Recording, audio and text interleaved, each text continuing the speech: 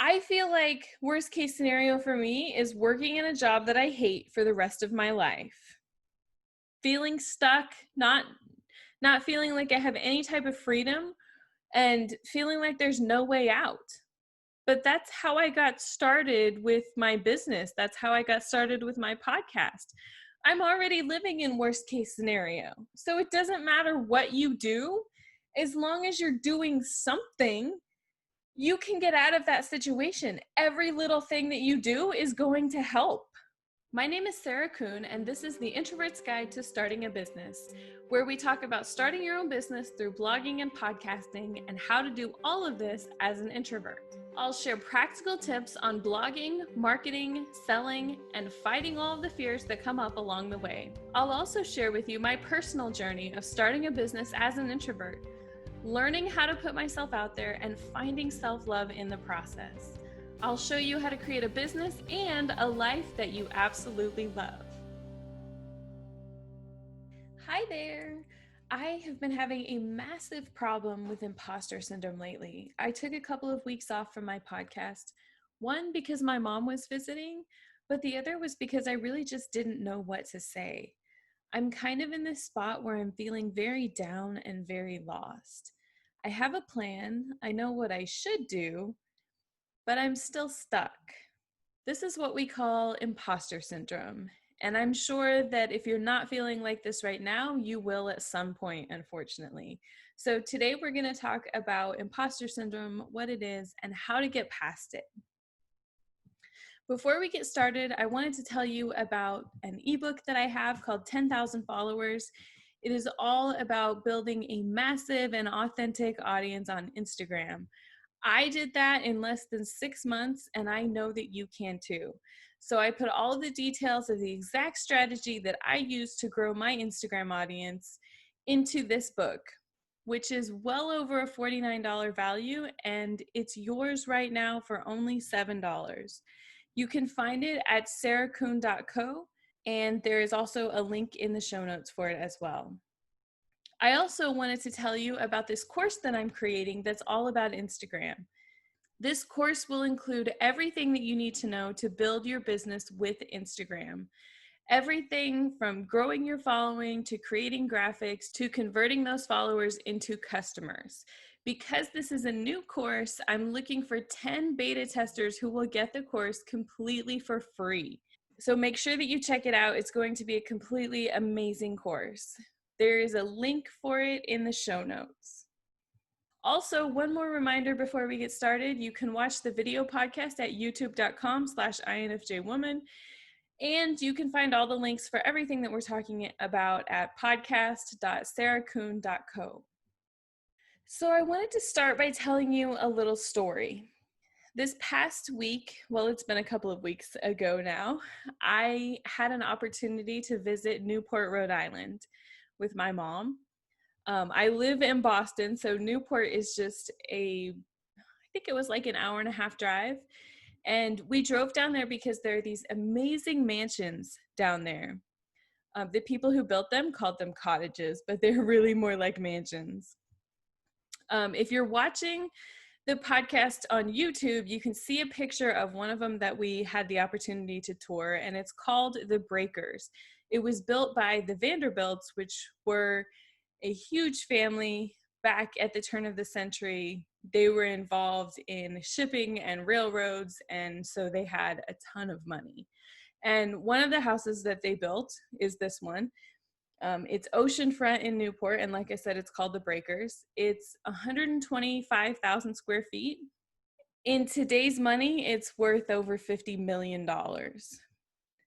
It was such an amazing house to walk through. I love the history. I love that there's so much of it that's still original. In this picture, you can see on the walls, there's actually platinum that coats some of the walls. And there's still a lot of the original furniture, and I mean, everything just looks completely amazing. It's almost overwhelming to walk through it because there's so much to see, and all of it is just so gorgeous and so wonderful. This is my favorite view. One of the balconies I think this one was on the second floor. It faces the ocean, and so you can look out and see the ocean. And it was an absolutely beautiful day that we were there. So it provided some amazing pictures. Um,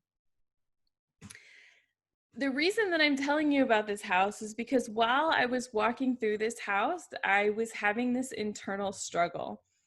My first thought is, wow, this is an amazing house. I cannot believe something like this exists. And my second thought is, wouldn't it be awesome to live in a house like this? It's so completely amazing.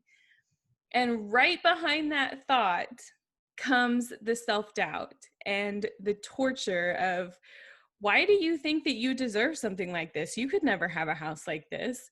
Why would you even think that? You need to like tone it down. Maybe you could have a house that's oceanfront, but it would never look like this. And so the whole time that we're walking through this house, there was just this internal struggle in my mind of, oh, I would love to have a house like this. And oh no, I'm not worth it. I could never own a house like this because it's too expensive and my business could never make that much money and I don't deserve it, really, is what it comes down to, which was a lot of the self-doubt for me. It always comes back to, I don't deserve it. But I wanted to talk about this today because I have the same experience that you guys do of canceling out my dreams or tampering them down to where they feel like they are reasonable, right? Especially when it comes to money. When I think about money, I always think that I need just enough, right? I want enough to pay my bills. I want roughly the same amount of money that I make from my day job. I would be happy with that. That's enough. But is it really enough? Do I deserve more than just enough? Don't you deserve more than just enough? We need money, right? We need it to run our business. The more money that you have, the bigger of a business that you can have, the more things that you can do with it, right? But we also need money personally. We need money to pay for our house. If you live in an expensive city like I do, you need a lot more money to pay for your house. We also need money for things like food and clothes. And we need money to be able to help people. In fact, the more money that we have, the more people that we can help. So many times we get so scared of our dreams that we end up editing them down to fit what we think is actual reality. And I saw this video that Mel Robbins was talking about this same thing, and I wanted to share it with you. Too often in my life, I have had a mindset where I'm hedging my bets, where I'm not going big enough because I'm scared I won't make it. I'm scared I won't have the money. I'm scared. And so I need to have the freedom. I want to go all in. Because then when I have the vision... And then if it doesn't occur, you're not disappointed? If it doesn't? Why would I even allow it in my mind that it's not going to occur? If you allow the thought that something that you dream about is not going to occur, and you better shrink it now, you know what you're doing? You're feeling this is such a f***ed up thing that people do to themselves, Chris.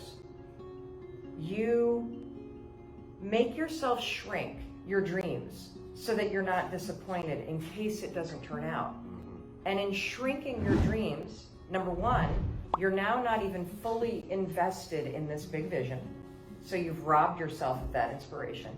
And number two, because you're shrinking your dreams so that you're not disappointed in case it doesn't work out, you're feeling disappointment now.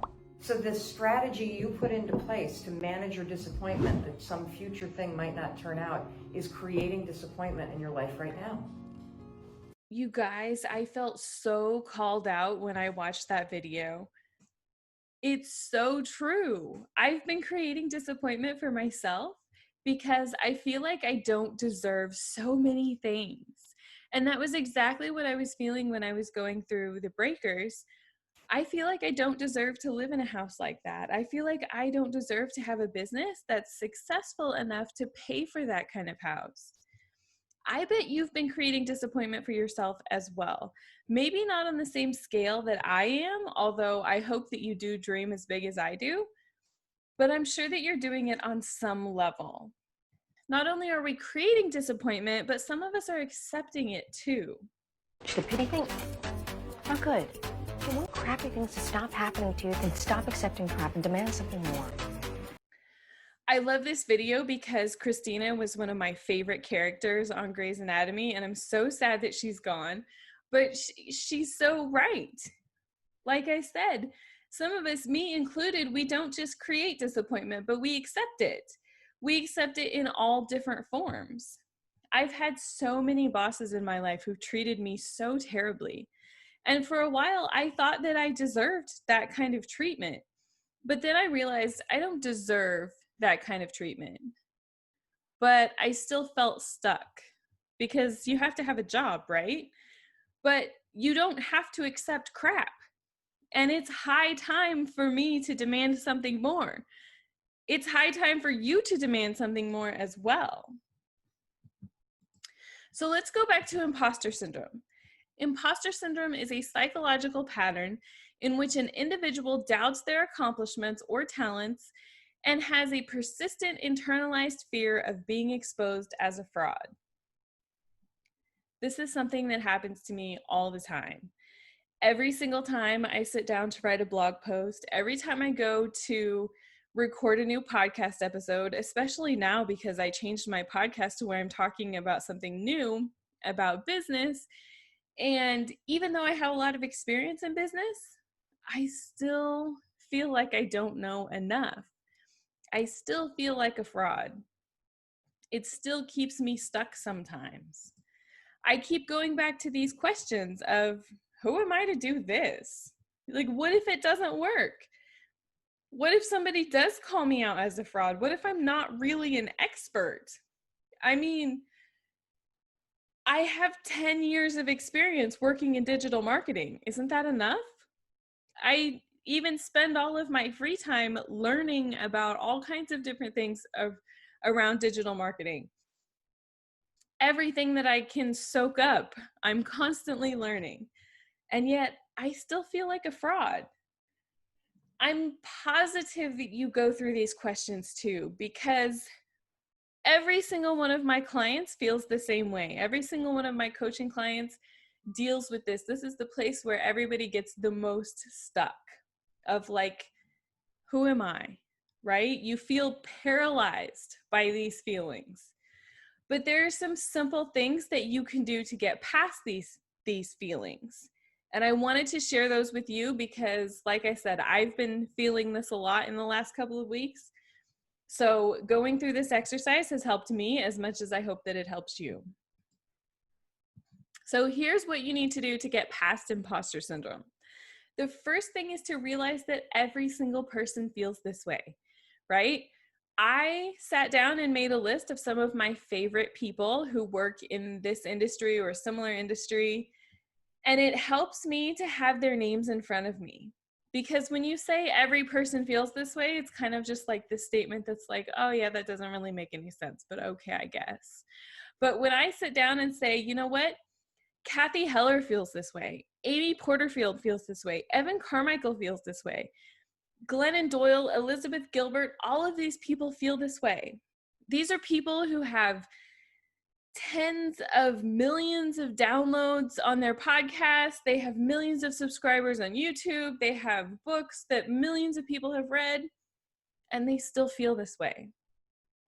Whoever your favorite person is who inspires you, they feel this way too. It helps me because I realize I'm not alone, that every single person out there is going to feel this way. And regardless of how long you've been in the business or how many downloads your podcast has, how many people have read your blog, you're still going to feel this way. It's just part of the process. And it's okay because everybody else does too. The second thing that you should do is recognize everything else that's going on in your life. Especially this year. I'm recording this in August of 2020, and there's a lot that's gone on this year. We've lived through a pandemic. We're living through a crazy election. everywhere you look, there's something else that's going on. Just this past week, there have been 2 hurricanes in the matter of like 3 days. There's all kinds of stuff that could be stressing you out that maybe you're not even thinking about. I know that imposter syndrome shows up for me a lot more when I'm tired, when I'm physically tired, and when I'm emotionally tired, when I'm burned out. I tend to take on way too much and feel like I can do it all at the same time. And then I make commitments to people to do it all at the same time. And so I get burned out and overworked, and I get to the point where I just can't function.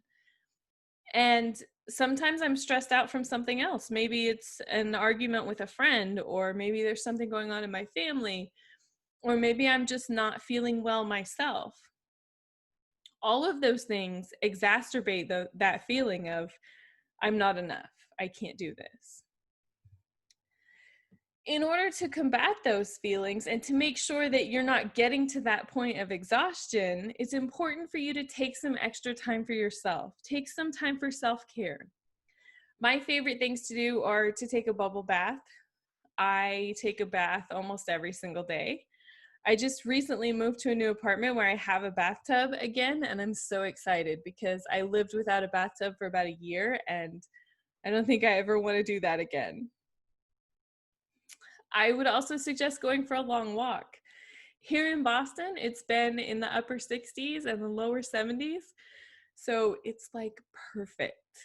I feel like fall is coming a little bit early, but that's the perfect time to go outside and go for a long walk and just stop thinking about everything that's going on and give yourself some space to just breathe. Another thing that I love to do is to treat myself to my favorite food. Food is my favorite coping mechanism. So that's usually the one that I go to first. Another thing that you can do to get past imposter syndrome is to realize that you don't have to do everything at once. I have tons and tons and tons of ideas. I've written all of them down because I'm terrified I'm going to forget them. And these ideas usually come to me at random times when I don't have time to act on them right away. So I have a note app on my phone. I have Google Keep, which is another type of note app. I run my whole business off of Google Drive. So I have a bunch of Google Docs files that are just, usually when they say untitled, I know that that's a whole list of things that I want to do. I have several of them. But I tend to take on way too much. I have all of these ideas and I'm like, okay, cool. I could do this and this and this and this. And then I think that I can do all of this in 1 week. And I get overwhelmed. And then I start feeling like, oh, I can't do this. So one of the things that I like to do is when I'm feeling like a fraud, like, who am I to do this? I'll sit down and say, okay, is there something from the outside going on? Is there something else that's stressing me out? Can I really actually do all of this? What's the most important thing that I need to do this week? I love to spend some time every single morning writing in my journal.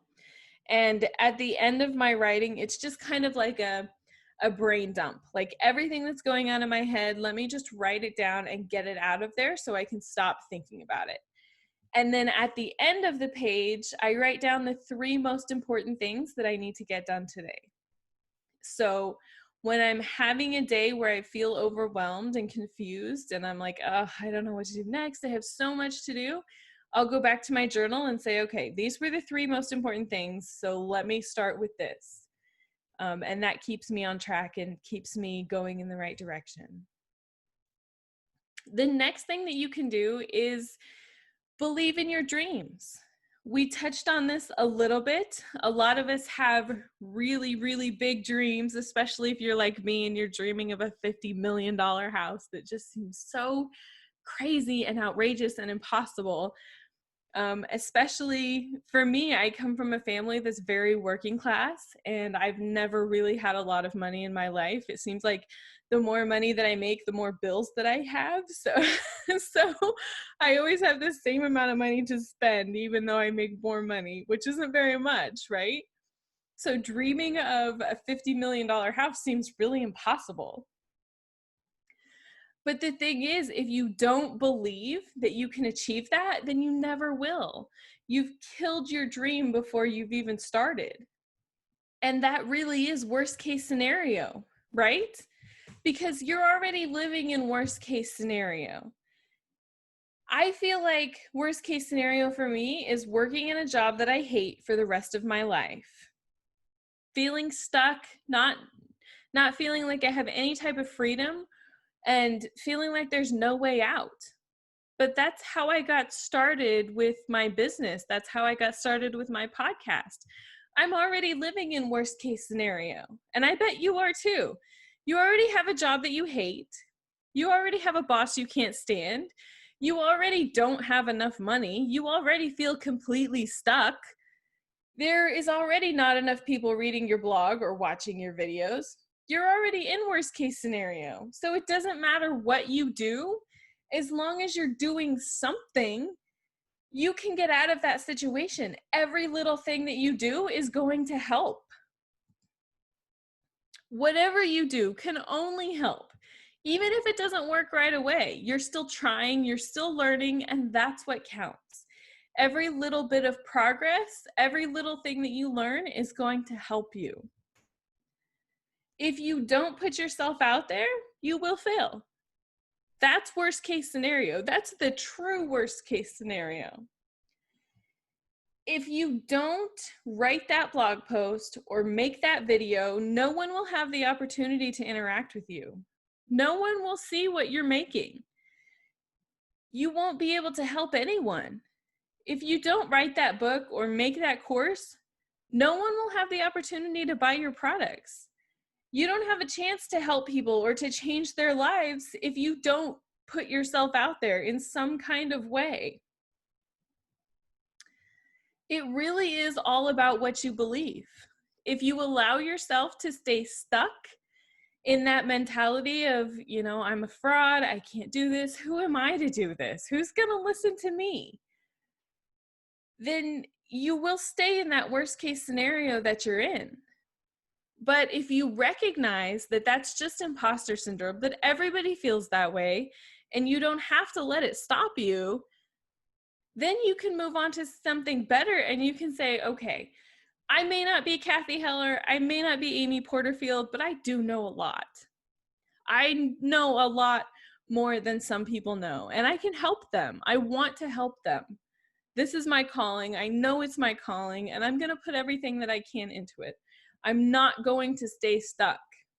I am going to aim for a $50 million mansion or whatever your dream is. Now, I know the next question that you have is, how do I believe in myself? Because it seems like it's really easy, right? You can just sit here and say, okay, you just need to believe in yourself. Great. How do I do that?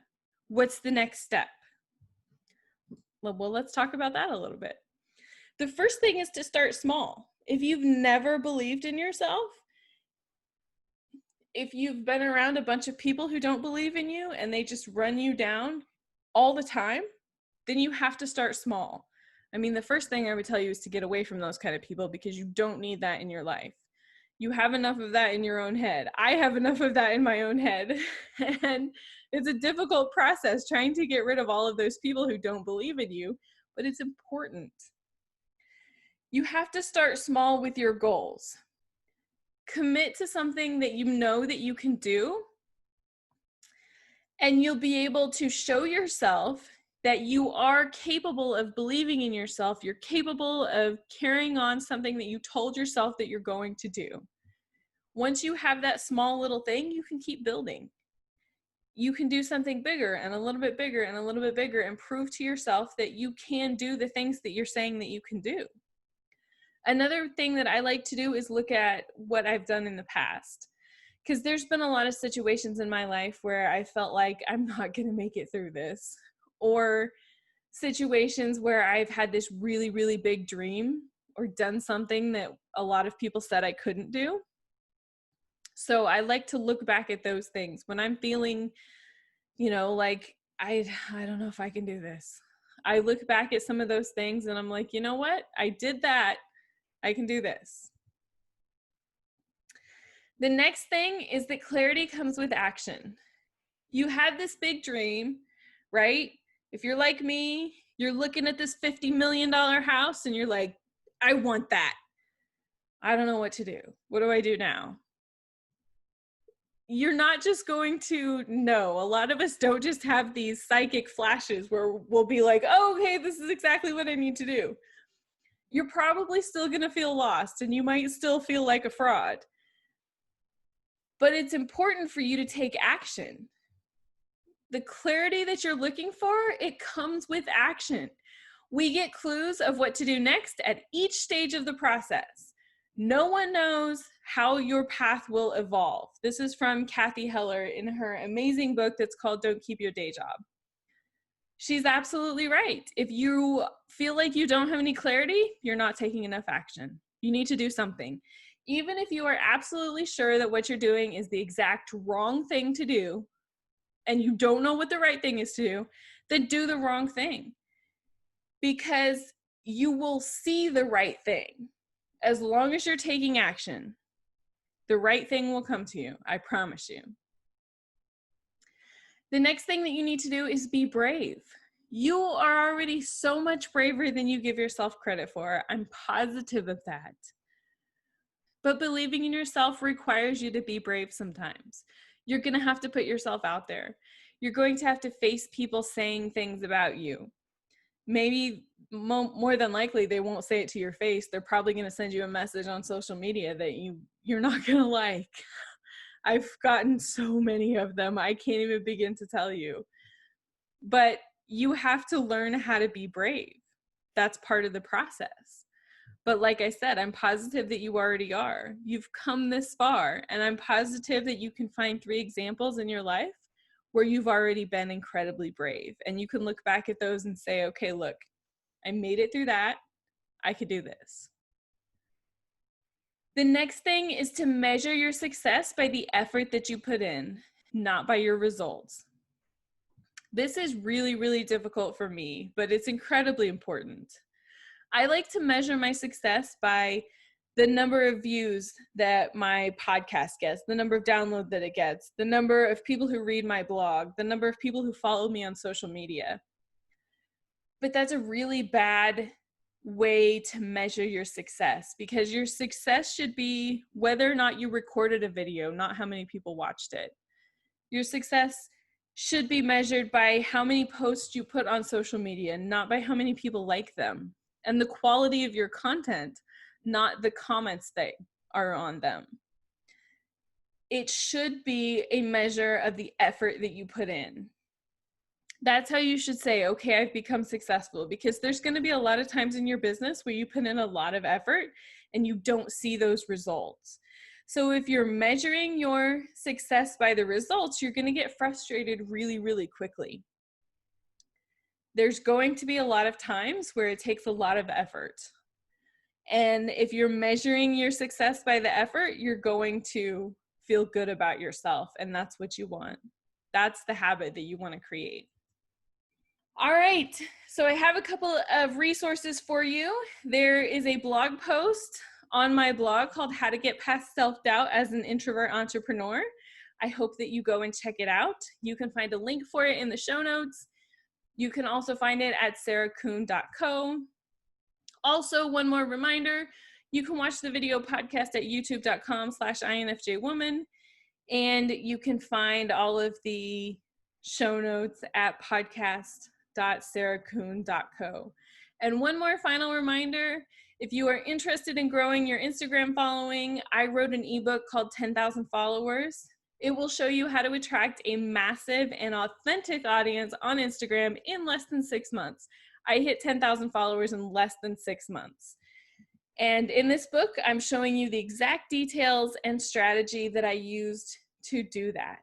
And for a limited time, you can get it for only $7. You can find it at sarahkuhn.co, and the link is in the show notes. Thank you so much for listening and or watching. I really hope that I've inspired you today to dream big, and I really can't wait to hear about all of your dreams. and your goals. You can send them to me in the comments. You can send them to me on Instagram. I would love to hear about it. Please make sure that you subscribe wherever you watch or listen, and send us a like and a review. It helps other people to find us. Thank you so much, and we'll see you again next week.